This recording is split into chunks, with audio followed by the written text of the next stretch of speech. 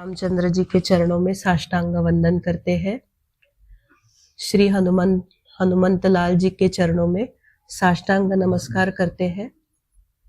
सद्गुरुनाथ के चरणों में साष्टांग वंदन करते हैं। और आप सभी साधक बंधु भगिनी, आप सबको विनम्र अभिवादन करते हैं। आज के हमारे चिंतन की शुरुआत करते हैं।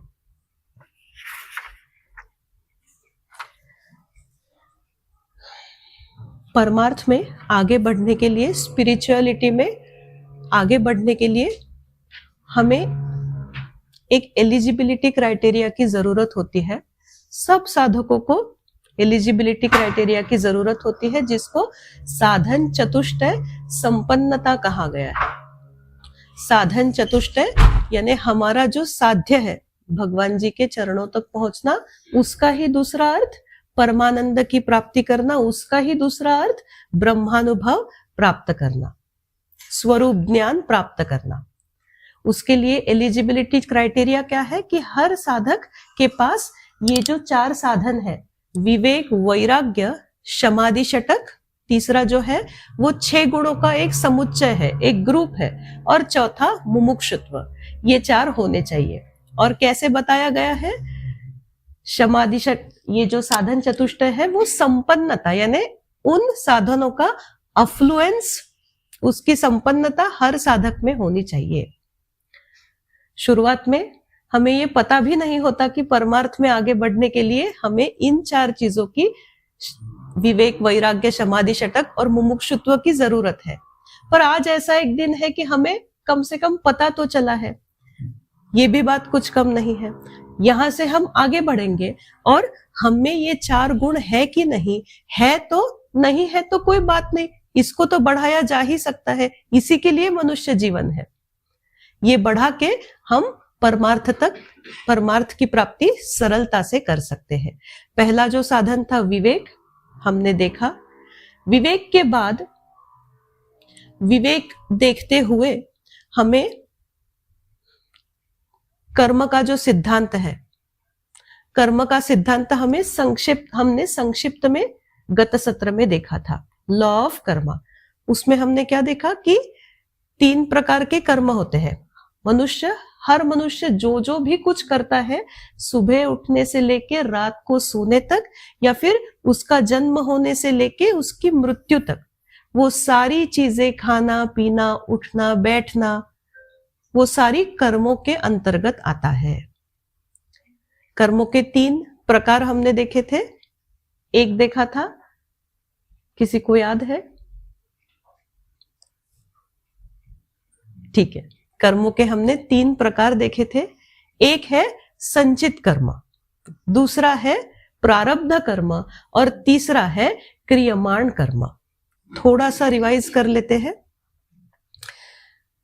कर्म का सबसे पहला सिद्धांत है, कर्म का सबसे पहला लॉ है कि कोई भी कर्म फल दिए बगैर शांत नहीं होता। हमें अगर प्यास लगी है, पानी पिया तो तब के तब तृप्ति मिलती है, तो कर्म फल देकर शांत हुआ। पर अगर एग्जाम का पेपर लिखा है तो क्या मार्क्स तब के तब आते हैं? उनको आने में थोड़ा समय लगता है। कोई कर्म तब के तब फल देता है, कोई कर्म इसी जीवन में फल देगा, और कोई कर्म ऐसे होते हैं कि वो अगले जन्म में फल देंगे या फिर कई जन्मों के उपरांत फल देंगे। अब ऐसे जो कुछ कर्म होते हैं वो कब फल देंगे, ये सिर्फ ही भगवान जी को, ईश्वर को पता होता है, हमें पता नहीं होता। ऐसे अनेकानेक कर्म हम सबके जीवन में कहीं ना कहीं एक्यूमुलेट होते हैं। वो जहां जाके जमा होते हैं उसको कहते हैं संचित कर्म। ऐसा समझ लीजिए, सिर्फ मानने के लिए, कि संचित कर्म का एक बहुत बड़ा पहाड़ है। उस पहाड़ में ऐसे अनेकानेक कर्म है कि जिनके कर्म हमें अब तक मिले नहीं है। फिर हमने दूसरा देखा कि प्रारब्ध कर्म। प्रारब्ध यानी प्र अधिक आरब्ध, यानी विशेष रूप से जिन कर्मों की फल देने के लिए शुरुआत हुई है, उनको प्रारब्ध कर्म कहा जाता है। फिर उस संचित का जो बहुत बड़ा पहाड़ है कर्मों का, उसमें से कुछ चुनिंदा कर्म, जो अब फल देने के लिए परिपक्व हुए हैं, वो इस जन्म के लिए एक्टिवेट होते हैं। और फिर वो फल प्राप्त करने के लिए हमें बराबर उसी घर में जन्म होता है हमारा, उसी प्रकार की शिक्षा हमें प्राप्त होती है, उसी प्रकार का धन हम प्राप्त करते हैं। ये सब फल संचित कर्म में से कुछ जो कर्म एक्टिवेट होके इस जन्म के लिए परिपक्व हुए हैं, उसे प्रारब्ध कर्म कहते हैं। और तीसरा कर्म का प्रकार है कि क्रियमाण कर्म। भगवान जी ने मनुष्य योनि को ये स्वतंत्रता दी है कि वो कर्म किस प्रकार से करे, उसको क्रियमाण कर्म कहा जाता है। जो भी कर्म हम आज करते हैं उसे क्रियमाण कर्म कहा जाता है। फिर हमने और एक भी बात गत सत्र में देखी थी कि सिर्फ मनुष्यों की योनि, इस पूरे पृथ्वी तल पे 84 लाख योनियां होती है, डिफरेंट काइंड्स ऑफ बर्थ होते हैं। उनमें से सिर्फ मनुष्य योनि ऐसी है कि जो कर्म करने में स्वतंत्र है। फिर अगर पशु पक्षियों की योनि है, कीट वृक्ष इत्यादियों की योनि है, उनको सिर्फ भोग योनि कहा जाता है। भोग योनि यानी क्या कि उनके जो कर्म है वो सिर्फ उनका भी भुगतान ही चल रहा है। जब तक उनका भुगतान उस योनि में नहीं पूरा होता कर्मों का, तब तक वो मनुष्यों के जन्मों में नहीं आ सकते। जब तक वो भुगतान पूरा नहीं होता, उनको बाकी कोई भी कर्म वो कर ले, वो कर्म उनके संचित में जमा नहीं होते। जैसे शेर ने बिल्ली को खाया, क्या उसको पाप लगता है? उसको पाप नहीं लगता। पर हमने अगर दूसरे पशुओं को हमारा खाद्य बनाया तो मनुष्य जो जन्म में, मनुष्य योनि में वो कर्म संचित में जाके तुरंत ऐड हो जाएगा। फिर दूसरी बात देखी थी कि जैसे ये जो एक नीचे योनियां समझी जाती है कि पशु पक्षियों की योनियां या फिर वृक्ष इत्यादियों की योनियां, वैसे ही ये कब हमें प्राप्त होती है कि हमारे पाप कर्म ज्यादा बढ़ जाते हैं, तो इन योनियों में हमारा जन्म होने की संभावना होती है। और अगर पुण्य कर्म बहुत ज्यादा है तो देव गंधर्व इत्यादि योनि में जन्म होने का संभव होता है। पर जो ऊपरी वाली भी योनियां हैं जैसे देव गंधर्व, उनमें भी वो भी भोग योनि ही कहा जाता, उनको भी भोग योनि ही कहा जाता है। उनको भी क्रियमाण कर्म स्वातंत्र नहीं है जो मनुष्यों को है। कर्मों का एक थोड़ा सा ही रिकैप हम आज देखेंगे, क्योंकि गत सत्र में हमने काफी डिटेल में ये सारी बातें देखी थी। आगे बढ़ते हैं। विवेक के बाद आता है वैराग्य। वैराग्य शब्द का अर्थ है, वैराग्य शब्द आया है वी अधिक राग। राग इस शब्द का अर्थ है प्रेम या फिर आसक्ति। तो फिर वैराग्य यानी क्या कि आसक्ति, यानी वैराग्य का इंग्लिश में उसे कहा जाता है डिस्पैशन या फिर डिटैचमेंट। अब देखिए कि वैराग्य यानी आसक्ति या फिर मोह या फिर इच्छा, इन सब से हम अलग होना, उन सब से विलग होना, इसको वैराग्य कहा जाता है। गतकाल में हमारे भारतवर्ष में भर्तृहरि नाम के एक राजा हुए थे। बाद में उन्होंने संन्यास स्वीकार कर लिया था। तो उन्होंने 3 प्रकार के शतक लिखे हैं। एक शतक है नीति शतक। शतक यानी 100 श्लोकों की रचना है, उसमें 100 श्लोक है, नीति शतक।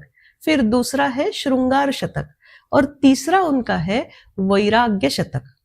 100 श्लोक की जो वैराग्य के ऊपर है। भर्तृहरि नाम के एक सुप्रसिद्ध कवि हुए थे।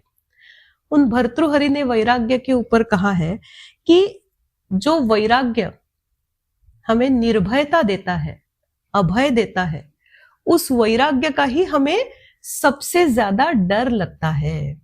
कितनी आश्चर्यकारक बात है कि जो हमें डर से मुक्ति दिलाता है वैराग्य, उससे ही हमें सबसे ज्यादा डर लगता है।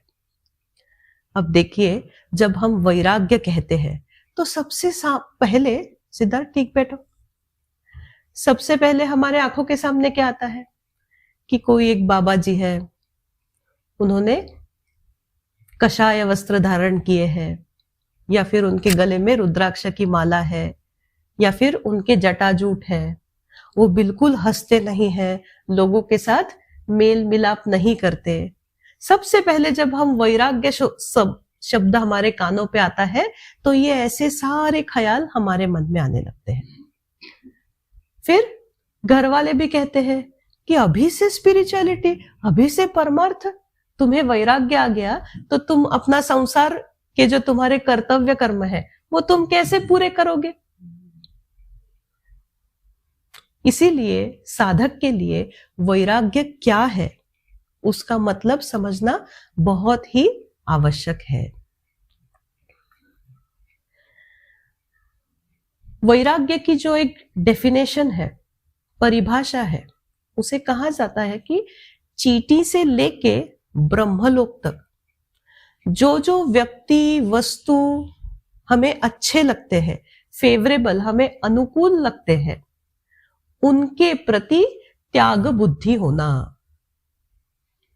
चींटी से लेके यानी छोटी सी छोटी चीज से लेके जो ब्रह्मलोक तक यानी सबसे बड़ा प्राप्तव्य समझा जाता है, परमार्थ के नीचे, पर ऐहिक सुखों में यानी व्यावहारिक सुखों में ब्रह्मलोक की प्राप्ति हो गई, कितना बड़ा सुख माना जाता है। तो चींटी से लेके ब्रह्मलोक तक जितनी सारी चीजें हैं, व्यक्तियां हैं, वस्तुएं हैं, उनके प्रति त्याग की भावना होना, उसे वैराग्य कहा जाता है। अब इसमें सर्प या बिच्छू, उनके प्रति तो मेरा त्याग है, ऐसे नहीं। जो चीजें हमें अच्छी लगती है, जिनमें हमारा मन उठता है, उसके प्रति त्याग होना। अब इस त्याग को थोड़ा सा समझ लेते हैं, क्योंकि हम सारे सांसारिक हैं, गृहस्थाश्रमी लोग हैं, हमने किसी ने भी संन्यास नहीं लिया है, तो हमारे सामने प्रश्न आएगा कि त्याग करना यानी मुझे करना क्या है। इसका बहुत अच्छा उत्तर भगवत गीता हमें देती है। किसी भी व्यक्ति का या वस्तु का जो त्याग है या फिर परिस्थिति का त्याग, वो दो प्रकार से किया जाता है। वो जो दो प्रकार है वो है संग त्याग और एक है वस्तु त्याग।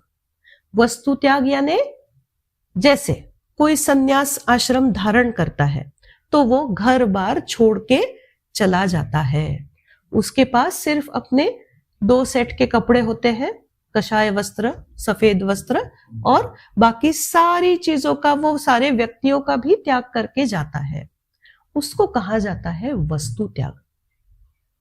पर भगवत गीता में बताया है कि तुम, क्योंकि हम सारे कौन है, हम गृहस्थाश्रमी हैं, तो हमारे लिए वस्तु त्याग की जरूरत नहीं है, पर संग त्याग हम जरूर कर सकते हैं।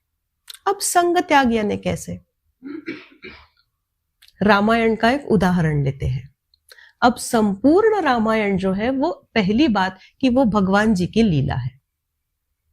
उस लीला में ऐसा घटित होता है कि भगवान जी श्री रामचंद्र जब 16 वर्ष की उनकी अवस्था है, 16 वर्ष की आयु है, तब वो बहुत ही वैराग्य उनमें छा जाता है और उन्हें खाने में रस नहीं आता, उन्हें पीने में रस नहीं आता, उनको राजमहल में भी रस नहीं आता। और उनकी लीला का ये भाग है कि परमार्थ की उनकी शुरुआत तो हो गई है, पर जो अनुभूति है, भगवान की जो अनुभूति है, वो अब तक उन्हें नहीं आई।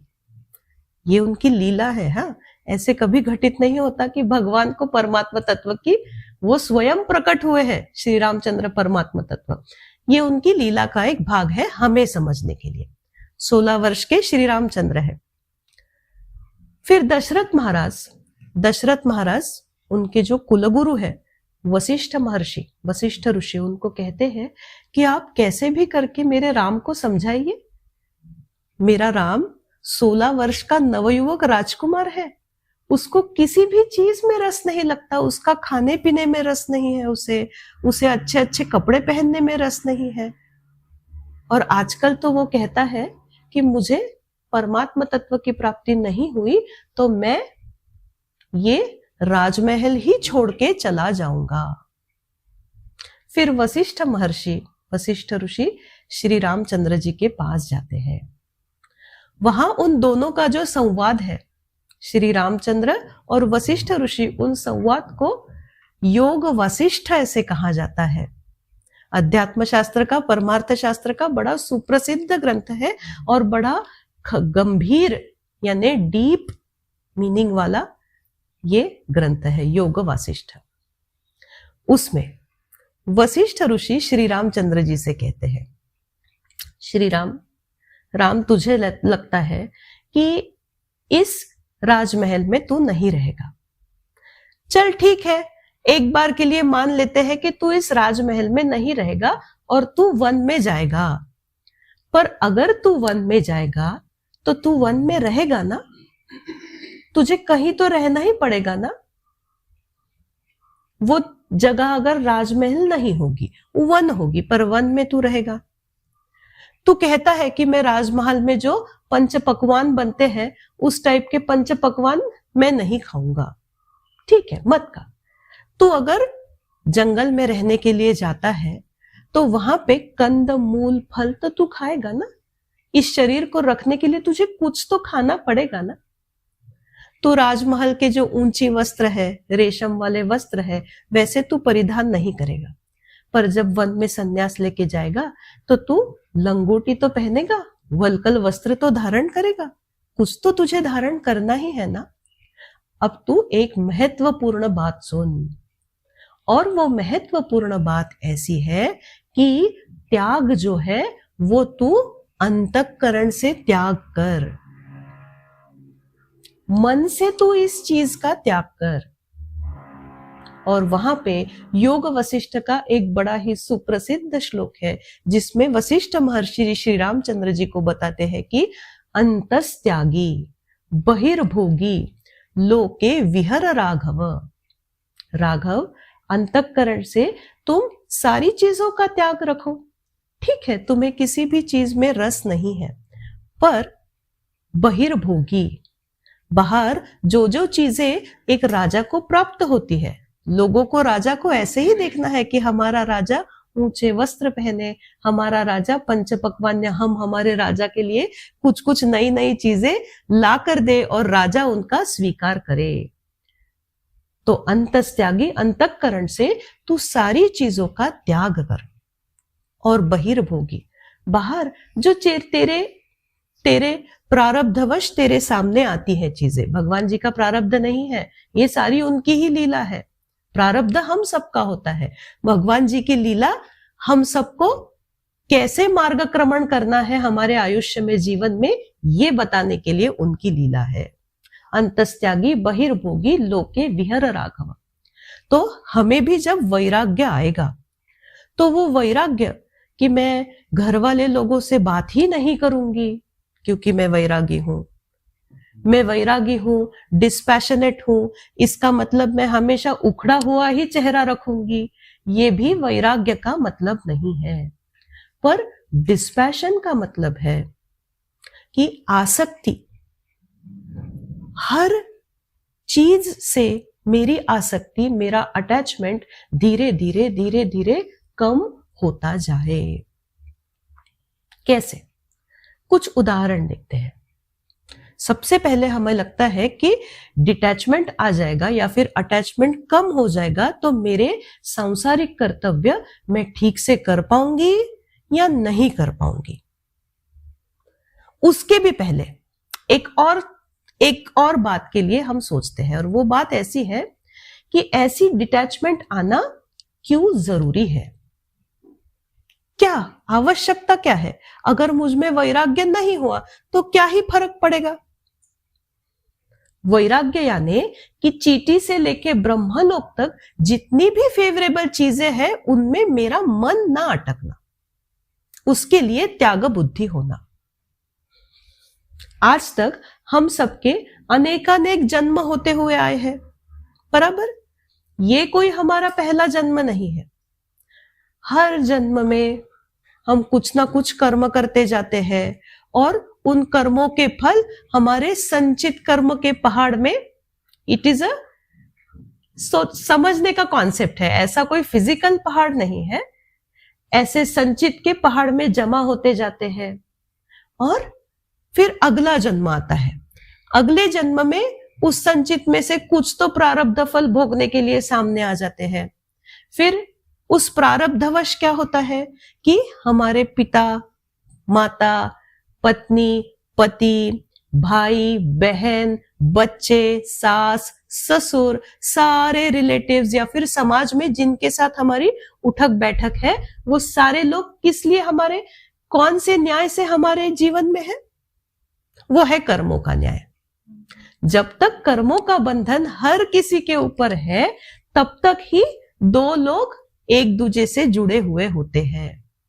मराठी में बड़ा अच्छा शब्द है, शायद हिंदी में भी होता, कि ऋणानुबंध। ऋण यानी लोन, अनुबंध वो लोन के लिए कंटिन्यूअसली जुड़े हुए रहना। किसी से कुछ कर्मों का भुगतान लेना है और किसी को कर्मों का भुगतान देना है, ऋण यानी लोन। जब तक ये ऋण का अनुबंध है तब तक हर कोई हमारे जीवन में है और तब तक ये देह भी, प्रारब्ध कर्म जब तक एक्टिवेटेड है तब तक ही हमारा देह रहेगा।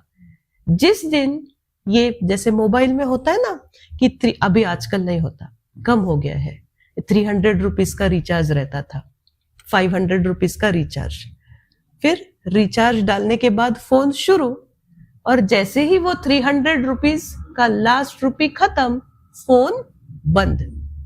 एकदम वैसे ही है कि ये अगर 300 कर्मों का रिचार्ज, ज्यादा ही होते हैं, 300 नहीं, बहुत ज्यादा कर्म होते हैं, पर ये जो रिचार्ज है, जैसे ही रिचार्ज एक्टिवेट हो जाएगा, ये देह रहेगा, रिचार्ज खत्म, देह खत्म। फिर से भगवान के राज में देखा जाता है अच्छे कर्म कितने हैं, बुरे कर्म कितने हैं। बुरे ज्यादा है तो नीच योनि में जन्म मिलता है, अच्छे ज्यादा है तो ऊपर वाले योनियों में जन्म मिलेगा। बुरे कर्म इतने भी बुरे नहीं है पर बुरे हैं तो मनुष्य की योनि में ही जन्म मिल सकता है, पर फेवरेबल सिचुएशन नहीं है। अच्छे कर्म बहुत भी ज्यादा नहीं है पर ऐसे अच्छे हैं कि मनुष्य की योनि में ही बड़ा ही फेवरेबल जन्म है, कि खाने पीने को सब मिलता है, अच्छा एजुकेशन मिल रहा है, बचपन से ही परमार्थ की पढ़ाई कहीं ना कहीं घर में शुरू हो चुकी है। फिर देखिए हम क्या देख रहे हैं कि जन्म के बाद जन्म आता जाता है, आता जाता है, आता जाता है, और जब तक इस जन्म में क्या हम मुक्त हुए हैं, क्या हमें अल्टीमेट ब्लिस यानी परमानंद यानी मोक्ष की प्राप्ति नहीं हुई है? राइट, नहीं हुई है। इसका मतलब क्या कि जब तक ये प्राप्ति नहीं होगी, हमारा फिर से जन्म के पीछे जन्म होते ही जाएगा, क्योंकि हर जन्म में जितने कितने सगे संबंधी हमारे जीवन में आते हैं, उनसे हम इतने अटैच हो जाते हैं कि वही सच्चाई हम समझते हैं। और सिर्फ सगे संबंधी नहीं, ये जो देह है इससे भी हम इतने अटैच हो जाते हैं कि इसी को ही सच्चाई मानते हैं। मराठी में हमारे तुकाराम महाराज बड़े श्रेष्ठ संत हुए थे, उन्होंने कहा है कि जेणे विठ्ठल मात्रा घ्यावी त्याने पथ्ये सांभाळावी। विठ्ठल, ये विठ्ठल हमारे विष्णु भगवान के अवतार है। वो कहते हैं कि जिन्होंने विठ्ठल जी की यानी भगवान जी की मात्रा ली है, उनको कुछ पथ्य का पालन करना पड़ता है।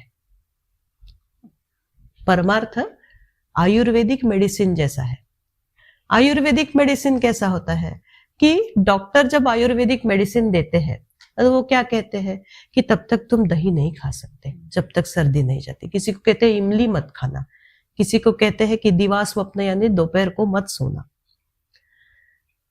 अगर हमने कोई भी पथ्य नहीं रखा, कोई भी रिस्ट्रेंट नहीं रखा और दवाई लेते रहे, तो वो दवाई का कुछ फायदा होगा क्या? वो दवाई का कुछ भी फायदा नहीं होगा। इसीलिए परमार्थ की पढ़ाई अगर हम करते हैं और हमें परमानंद की प्राप्ति करनी है तो वैराग्यवान होना ही पड़ेगा, यानी डिटैचमेंट हमें खुद में लाना ही पड़ेगा। अब हमें लगता है कि डिटैचमेंट कैसी लाई जाए, डिटैचमेंट लाएंगे तो क्या हम हमारे कर्म अच्छे से कर पाएंगे? तो एक उदाहरण लेते हैं निर्लेप के तवा का।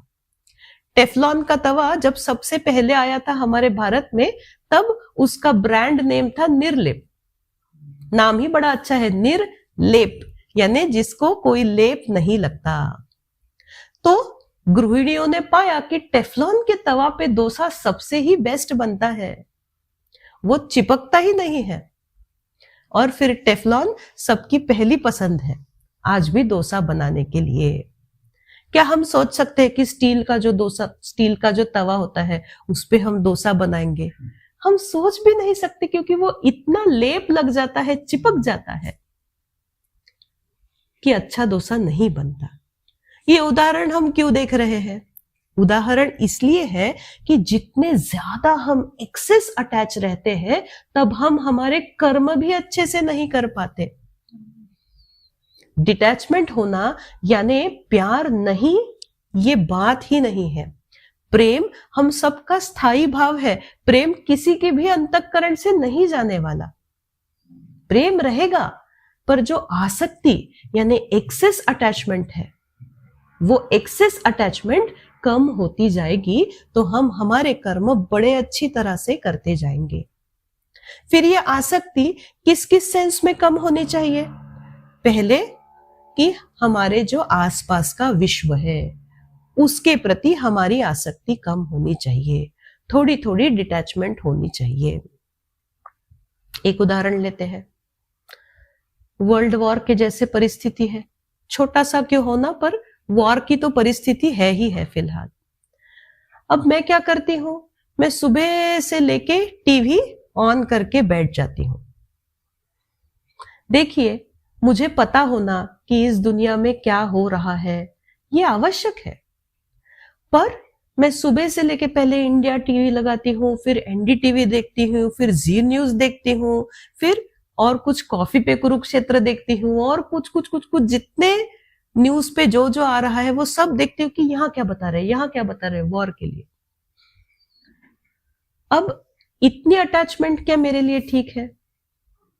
क्योंकि इस वॉर में मेरा सही में ही कोई पार्टिसिपेशन है क्या? फिलहाल कोई मुझे आके पूछने वाला है क्या कि आप बताओ कि अब हमारा इंडिया का नेक्स्ट स्टेप क्या होने वाला है? बड़ा अच्छा शब्द है हमारी भाषा में, उत्तरदायित्व या फिर आंसरेबल। Am I answerable?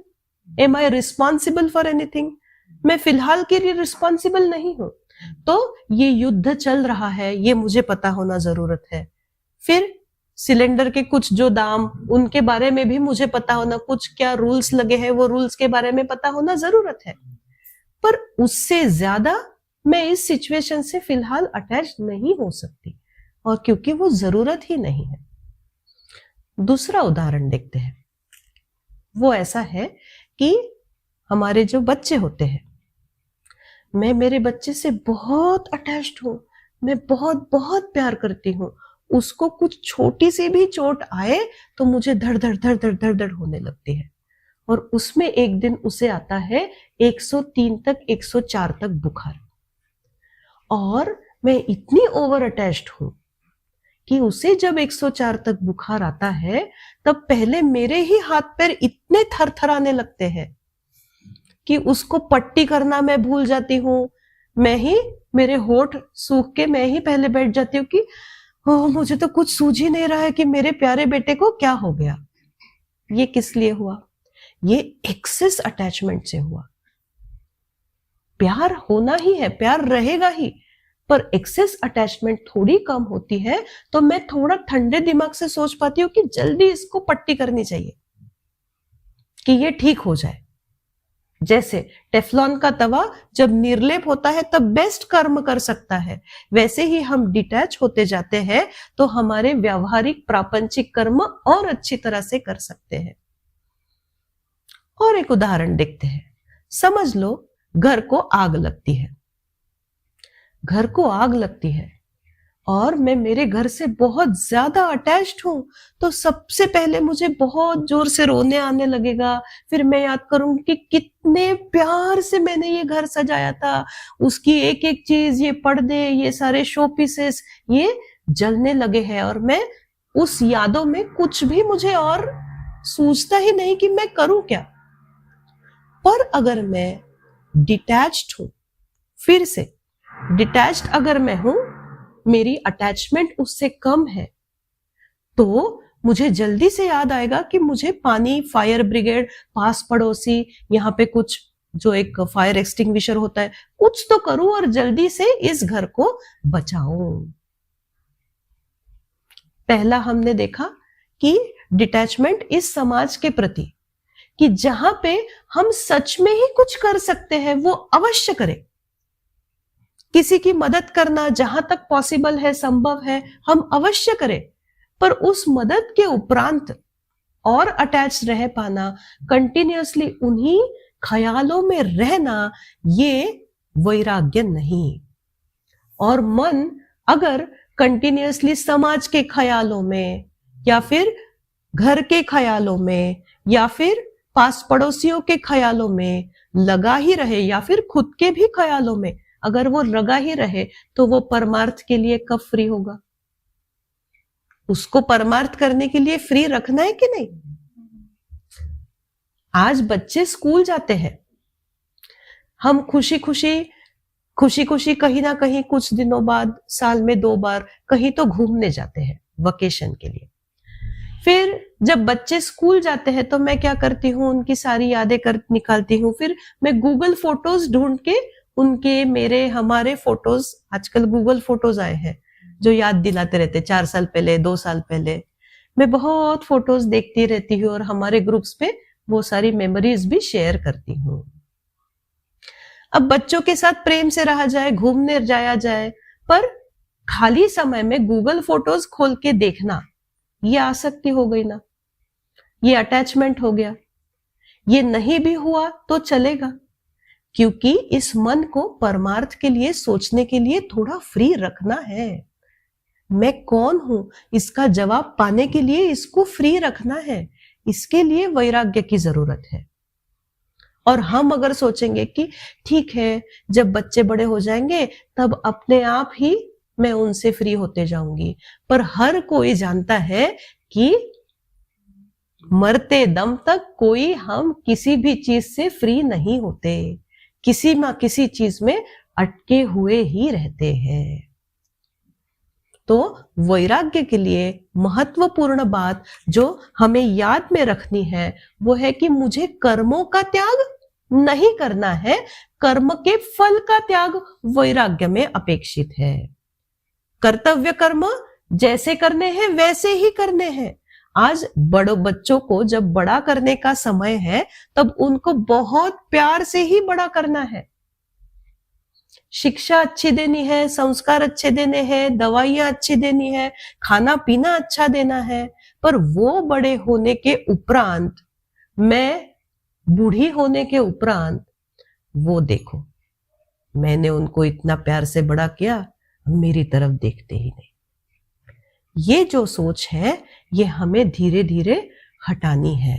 मेरा कर्तव्य मैंने किया, अब वो क्या करते हैं वो उनका कर्तव्य है, वो देखना मेरी जिम्मेदारी नहीं। यानी मैंने कर्म किया, पर कर्म का जो फल था अभी, उस फल से मैं अभी अटैच नहीं हूं। ये है वैराग्य। फिर दूसरा कि स्वामित्व हमारा ही रहेगा। ये घर अगर मेरा है तो इसकी जो बॉस हूं या फिर इसकी टेक केयर किसको करनी है? मुझे ही करनी है जब तक ये घर है तब तक। पर यहाँ पे ममत्व की जरूरत नहीं है। ममत्व यानी कि ये मेरा घर है, मैं कितना अच्छे से सजाई हूं, आइए हमारी ये रूम देखिए, वो रूम देखिए, सब ये हो गया उसका ममत्व, मेरा मेरा मेरा। स्वामित्व जरूरी है, उसकी देखभाल, टेक केयर जरूरी है, ममत्व की जरूरत नहीं। फिर वैराग्य के लिए देह का त्याग करने की जरूरत नहीं है, इस संसार का त्याग करके मैं संन्यास लेने की जरूरत नहीं है, पर किस चीज की जरूरत है फिर? कि मन से धीरे धीरे जहां जहां पे मैं अटकी हुई हूं, और हम सबको पता होता है कि मैं खाने में अटकी हुई हूं, शॉपिंग में अटकी हुई हूं, या फिर किस किस चीजों में हम सब अटके हुए हैं, वो उस चीज से धीरे धीरे खुद को निकालते हुए जाना। आखिरी बार, जो देह का त्याग करने की जरूरत नहीं, देह तादात्म्य को त्याग करने की जरूरत है। यानी कि देह छोड़ के हम कहीं नहीं जाने वाले, बस ये देह मैं नहीं हूं, इस भूमिका पे स्थिर होना है। इसको कहते हैं वैराग्य। कुछ अभी क्या हुआ है कि कुछ जो गए हुए 2-3 सेशंस है, वो हम एक शास्त्र की कुछ बातें देख रहे हैं, इसलिए ये सेशन थोड़े हमें हेवी लग सकते हैं। पर शुरुआत में हेवी लग सकते हैं, बट ये भी धीरे धीरे हम सबकी पढ़ाई ही है, और पढ़ाई एक उपासना, एक पढ़ाई का अंग है, और शास्त्र शुद्ध विचार ये भी हमारी पढ़ाई का अंग है। आगे बढ़ते हैं। हमने वैराग्य देखा, फिर हम देखते हैं तीसरा जो गुण है साधन चतुष्टय संपन्नता में, वो 6 गुणों का एक ग्रुप है। उसे समाधि षटक कहा जाता है, और वो 6 जो गुण है वो है, ये बोर्ड कहीं इधर रखो क्या ताकि दिखे? हाँ, दिखाई दे रहा है ना। वो 6 गुण है शम, दम, उपरम, श्रद्धा, समाधान और तितिक्षा। उसमें से जो पहला गुण है वो हम देखते हैं। पहला जो गुण है उसको शम कहा जाता है। शम, शम, क्या हमने अग्नि शमन दल ऐसा शब्द सुना है? हाँ, अग्निशमन यानी वो क्या करते हैं? वो फायर ब्रिगेड वाले आते हैं और एक्सटिंग्विश यानी वो अग्नि को शांत कर देते हैं। जब अग्नि शांत होता है, वो टेम्पररी शांत होता है कि परमानेंटली शांत हो जाता है? वो परमानेंटली शांत करके घर को बचा के जाते हैं अग्निशमन दल वाले। तो शमन या फिर शम, इस शब्द का अर्थ है शांत करना। अब अगला सवाल आता है कि शांत किसे करना है? शांत मन को करना है। शम शब्द का अर्थ है कि परमार्थ के लिए, परमोच्च स्थिति को प्राप्त करने के लिए जो जो विषय हमारे लिए प्रतिकूल है, जो जो विषय, जो जो चीजें हमारे परमार्थ के लिए हर्डल्स है, उनका मन से त्याग करना।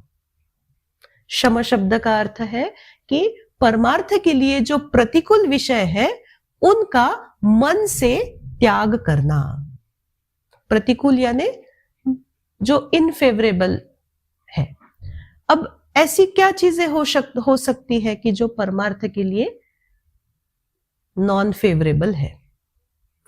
अगर, हाँ करेक्ट, अगर मैं बहुत ज्यादा फैशन कॉन्शियस हूं तो क्या होगा कि आए दिन कुछ ना कुछ, अरे तुम लेटेस्ट ट्रेंड के अकॉर्डिंगली कपड़े नहीं पहनती, कैसे तुम अभी भी वही 5 साल पुराने स्टाइल के कपड़े पहनती हो? इसका अर्थ क्या हुआ कि जो लेटेस्ट फैशन है, वो फैशन में अगर मन अटक गया तो वो परमार्थ के लिए प्रतिकूल हुआ। तो जो मन को परमार्थ के लिए जो प्रतिकूल विषय है उनसे रोक पाना, या फिर मन को उन विषयों के प्रति शांत कर पाना, इसको शम कहा जाता है। फिर शम के 3 प्रकार है, उत्तम शमी, मध्यम शमी और कनिष्ठ शमी।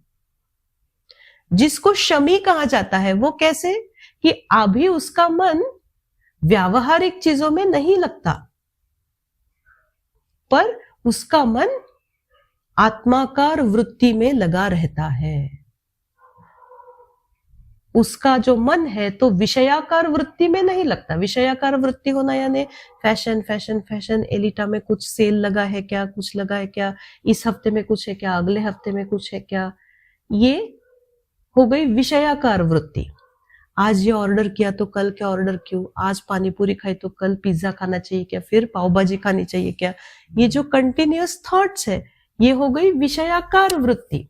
तो उसकी वृत्ति अभी विषयाकार ना होते हुए आत्माकार होती है, भगवान के आकार की होती है, उसे कहते हैं शमी।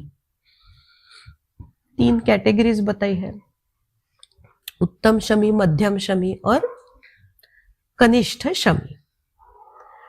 तो किसी का मन कभी भी हाथ में नहीं रहता कि मन जो कहे तब के तभी वो चीज मुझे करनी ही है या नहीं करनी ही है। हमारे बच्चे वो जब टीवी देखते हैं तो एज अ मदर, उनकी माँ होने के नाते मैं 30 मिनट बाद रिमोट ऑफ करती हूँ। पर वही बात जब हमारे लिए आती है कि ये फोन 20 मिनट बाद इसको ऑफ करना है, तो क्या मेरा मन मेरा साथ देता है? मैं मन की रोक पाती हूँ?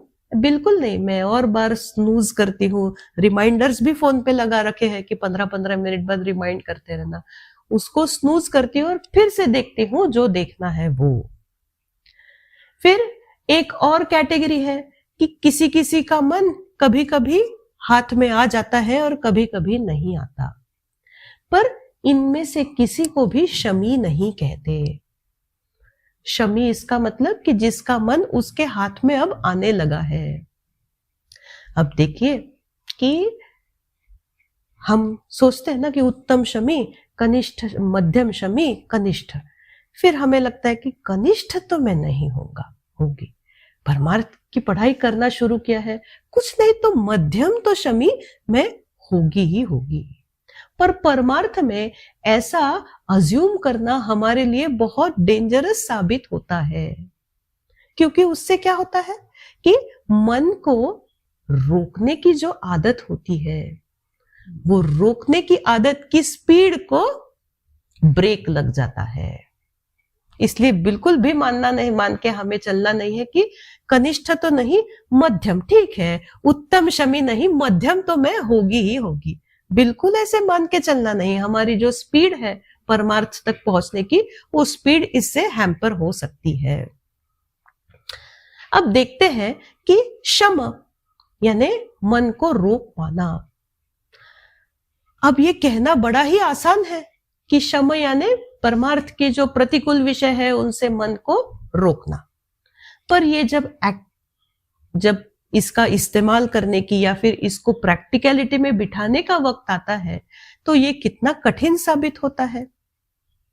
फिर उसके लिए कुछ उपाय हमें बताए गए हैं। वो जो उपाय है उसको कहते हैं सत्व गुण का परिपोष। सत्व गुण, हम सबको सत्व गुण क्या है ये पता है। हम सब में 3 गुण हमेशा होते हैं। वो 3 है सत्व गुण, रजोगुण और तमोगुण। अब सुबह से लेके रात तक, जन्म से लेके मृत्यु तक, ये तीनों ही गुण रहते ही है। पर जब एक गुण बढ़ी हुई अवस्था में रहता है तब बाकी 2 गुण दबे हुए अवस्था में रहते हैं। अब उनमें जो तमोगुण है उसकी कुछ अभिव्यक्ति है। तमोगुण की अभिव्यक्ति है कि आलस में रहना, निद्रा, प्रमाद, जो चीज गलत है वो कहा जाए वही चीज करने का बार बार मन करना, या फिर बिग बॉस जैसे जो सीरियल्स है जिसमें बहुत ही ऐसे शब्द यहाँ पे यूज नहीं किए जाने चाहिए, पर जिस प्रकार का वो सीरियल है वो, या फिर मारा मारी या फिर कहीं तमाशे होते हैं वो देखने का बड़ा ही मन करना, उसमें रुचि होना, ऐसी तमोगुण की बहुत सारी अभिव्यक्तियां हैं। फिर हमारा दासबोध करके रामदास स्वामी बहुत बड़े प्रसिद्ध संत महाराष्ट्र में हुए थे, शिवाजी महाराज के वो गुरु थे। उनका दासबोध नाम का एक बड़ा सुप्रसिद्ध ग्रंथ है। उसमें उन्होंने रजोगुण, तमोगुण, सत्वगुण के 100 से भी 400, 500 भी ज्यादा लक्षण बताए हैं। और उतने होने के बाद भी वो कहते हैं ये तो थोड़ा सा ही कुछ मैंने आपको बताया है रजोगुण, तमोगुण, सत्वगुण के बारे में। तमोगुण की ये अभिव्यक्तियां देखिए। रजोगुण यानी क्या? अतिशय चांचल्य जहां पे है, चंचलता जहां पे है, वो रजोगुण की अभिव्यक्ति है। कंटिन्यूअस कंपटीशन, फिर मुझे दिखने में बड़ा रस आता है, नया नया कुछ कंटिन्यूअस नई चीजें एंजॉय करनी है, ये रजोगुण की अभिव्यक्ति है। सतत क्रियाशीलता, कुछ ना कुछ करते ही रहना है, मैं तो चुप ही नहीं बैठ सकती एक पल के लिए भी, ये रजोगुण की अनेक अभिव्यक्तियों में से कुछ अभिव्यक्तियां हैं। और सत्वगुण ज्ञान प्रदान है, जहां पे सातत्य है, जहां पे किसी भी चीज में कंटिन्यूटी है, वो सत्वगुण के कारण होती है। जो ज्ञान होता है, किसी किसी को कोई चीज झट से समझ में आती है, वो झट से जब आकलन शक्ति उसकी बढ़ जाती है, झट से समझ में आता है, वो सत्वगुण के कारण होता है। सत्वगुण एक अंदरूनी हैप्पीनेस, सुख प्रदान करता है। उस व्यक्ति के संपर्क में जो दूसरा व्यक्ति रहता है, उसको भी बहुत अच्छा लगता है। सत्वगुण की भी बहुत सारी अभिव्यक्तियां हैं, उसमें से चुनिंदा कुछ ही हमने अभी देखी। तो अगर शम, मन को रोकना है ना, क्योंकि मन ऐसा चंचल है कि वो भागता ही जाता है, उसको रोकना किससे है? सिर्फ परमार्थ के लिए प्रतिकूल जो टॉपिक्स है उन्हीं से ही रोकना है। जो अनुकूल टॉपिक्स है, जो सपोर्टिव चीजें हैं परमार्थ को, उससे तो मन को रोकने की जरूरत नहीं है। फिर अगर मन को रोकने की चेष्टा करनी है तो सबसे पहले क्या करना है? सत्व गुण का परिपोष उस साधक में होना चाहिए। साधक को नित्य आवश्यक है कि सत्व गुण उसका ऊपर आई हुई अवस्था में, बढ़ी हुई अवस्था में ही होना चाहिए, तो ही परमार्थ हाथ लगता है। मुझे लगे कि मैं कैसे भी बर्ताव करती जाऊं, कुछ भी खाऊं, कुछ भी पीऊं, कुछ भी सुनूं, कुछ भी देखूं, और हफ्ते में 1 घंटा या फिर रोज 15 मिनट की पूजा, हफ्ते में 1 घंटा पढ़ाई, ऐसे होने से परमार्थ हाथ में नहीं आएगा। परमानंद की प्राप्ति करनी है तो सत्वगुण हर किसी को ऊपर रखना ही पड़ेगा। तो ये सत्वगुण अगर ऊपर रखना है तो उसको 5 अंगों से देखा जाता है। एक है सत्वगुण का आचार यानी बिहेवियर, सत्वगुण का विचार यानी थॉट्स, फिर सत्वगुण का उच्चार वॉट एवर वी स्पीक, सत्वगुण का आहार whatever we eat, and सत्वगुण का विहार, जिन लोगों में हमारी उठक बैठक है वो। क्या क्या देखा हमने? सत्वगुण का आचार, विचार, उच्चार, आहार और विहार, ये पांचों भी चीजें सत्वगुणी होनी चाहिए। आज हमारा समय होने को आया है, थोड़ी एक शुरुआत करते हैं हम कि सत्वगुण का आचार यानी बिहेवियर कैसा होना चाहिए। एक उदाहरण देखते हैं। हमारे घर में मेहमान आए हैं और वो मेहमान यानी मेरी बहन और उनके बच्चे आए हैं, जो मुझे बड़े प्रिय है। तो मैं क्या कहती हूँ कि अरे थोड़ी जगह कम है सोने के लिए, आज हमारे बेड पे तुम लोग सो जाओ और हम लोग नीचे गद्दी डाल के सोएंगे। और वही मेहमान जब मेरी ननद और उसके बच्चे आते हैं तो मैं क्या करती हूँ, मैं उनके लिए नीचे जल्दी से गद्दी डाल देती हूँ और मैं ऊपर सोती हूँ। अब ये जो बिहेवियर है, ये जो आचार है, वो आचार कितना भेदपूर्ण आचार रहा। तो ये सत्वगुण का आचार नहीं है। अगर मुझे सत्वगुण चाहिए तो मुझे सबके प्रति समान बिहेवियर करना पड़ेगा। एक दूसरा उदाहरण देते हैं कि हमारी जो मेड है वो मेरे पास, उसने कुछ पैसे उधार लेके रखे हुए हैं। अब उसको इतनी समझ नहीं है, उसने उधार तो लेके रखे हुए हैं और उसका हिसाब हर महीने में मैं कुछ ना कुछ रख रही हूँ कि इतने अभी कम कर दिए, इतने काटे हर महीने में, थोड़ा थोड़ा थोड़ा। अब वो मुझे पूछती कि दीदी अभी मेरे कितने बच गए, और उसमें से अगर मैंने 5-10 हजार इधर के उधर भी कर दिए तो वो क्या हुआ? क्या वो सत्वगुण का आचार रहा? नहीं। फिर हम जहां पे जॉब करते हैं, या फिर समाज में जहां जहां पे हमारी उठक बैठक है, या फिर घर में जो हमारे फैमिली मेंबर्स हैं, उन सब के साथ जो आचार हो वो सत्वगुण का बिहेवियर हो, सत्वगुण का आचार हो। आचार के साथ, आचार के बाद आता है विचार, द वे वी थिंक। देखिए हम क्या सोचते हैं, इसमें ज्यादातर बार हमारा खुद का बस चलता है क्या? नहीं चलता।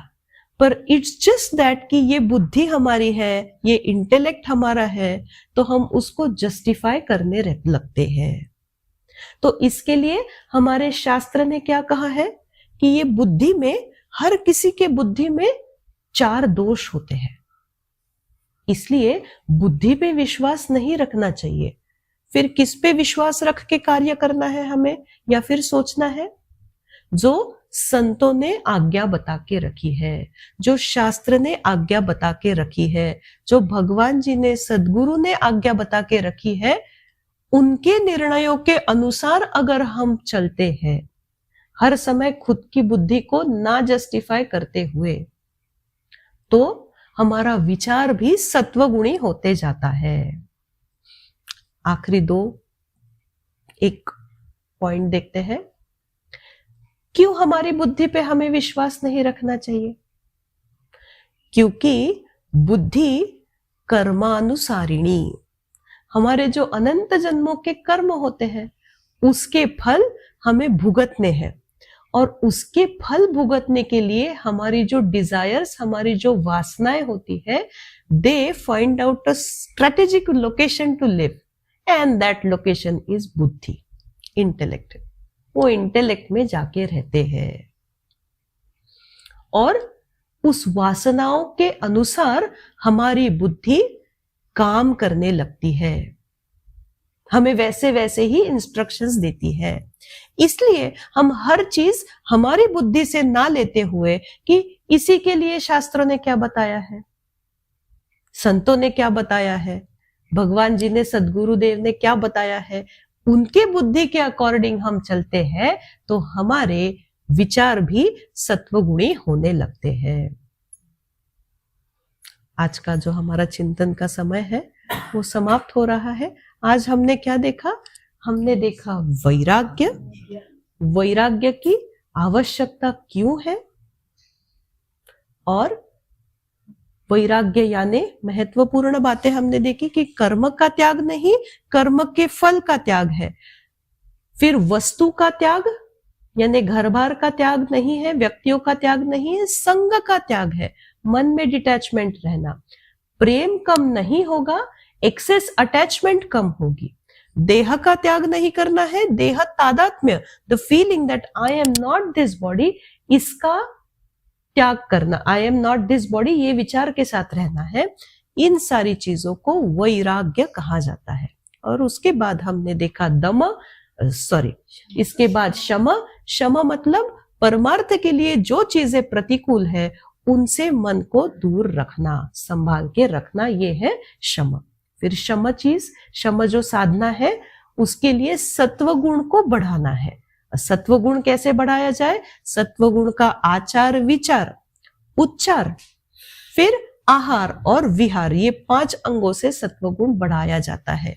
जिसका सत्वगुण बढ़ा हुआ रहेगा वो परमार्थ कर पाएगा। नहीं तो हमें पता है कि जैसे 2 पैरेलल लाइंस होती है, मैथ बताता है कि पैरेलल लाइंस नेवर मीट, वैसे ही थेरोटिकल परमार्थ चलता ही रहता है और हमारा जीवन दूसरी पैरेलल लाइन बनता है, वो कभी they never meet each other.